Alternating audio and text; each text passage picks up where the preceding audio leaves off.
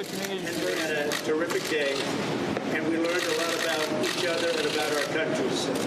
What did you learn about him?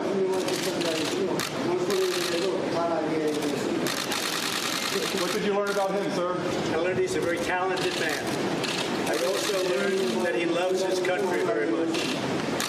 When will you see each other again? I'll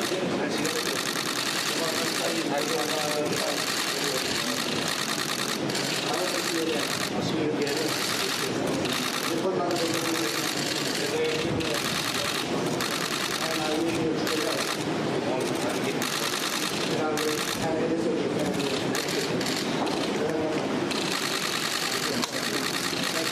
Will you be meeting again, sir? Will you see each other again? We'll meet again. We'll meet many times. Thank you very much, everybody.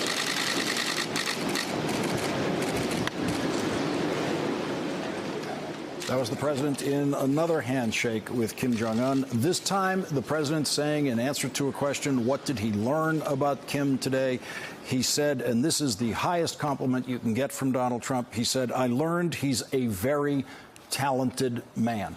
And Jason Johnson, that is the president's favorite word when it comes to a high compliment. He sees everything in terms of that word that rules show business, talent. Oh, yes, talent, performing. A lot of people don't know this. I was waiting for him to actually say, a lot of people don't know this. Kim plays the piano or something like that. I mean, but again, you know, this is what I was saying before about this may be a president uniquely suited to speak to Kim Jong-un because they both understand the power of flattery, because they're both grotesquely insecure men, despite having a tremendous amount of control domestically. Now, again, I also think he sort of told on himself here with this second set of questions and these awkward handshakes they're doing in the hallway. He said we're going to meet many times. That's probably the deal. That's probably what they signed, that they're going to have future meetings. If those meetings accomplish anything, I don't know. Is Dennis Rodman going to be there? Is Pompeo going to be there? But they probably just agreed that they're going to have future meetings. And Trump will continue to say that Kim is talented, and Kim will say things about him back home, and both of them will feel like they accomplished something when, in fact, nothing has really changed.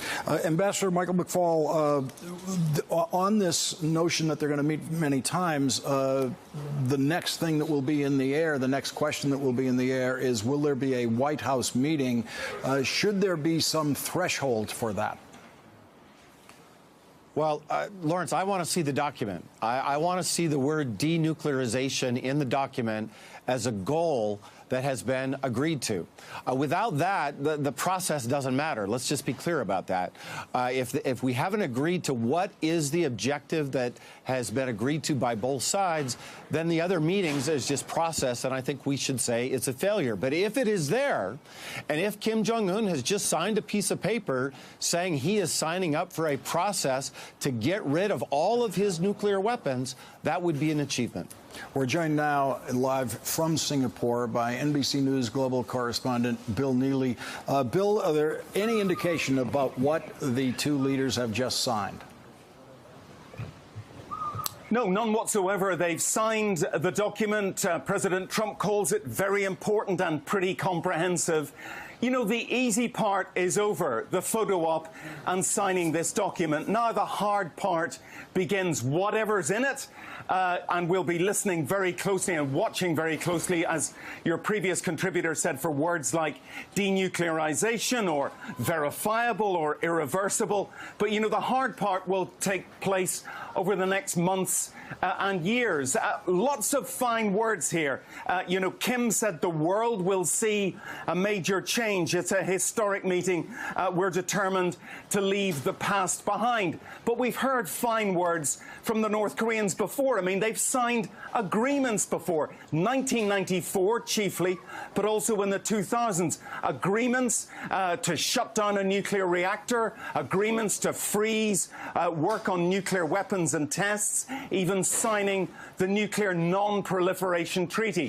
1994, big agreement, and then we discovered in 2002 that they had been cheating all along.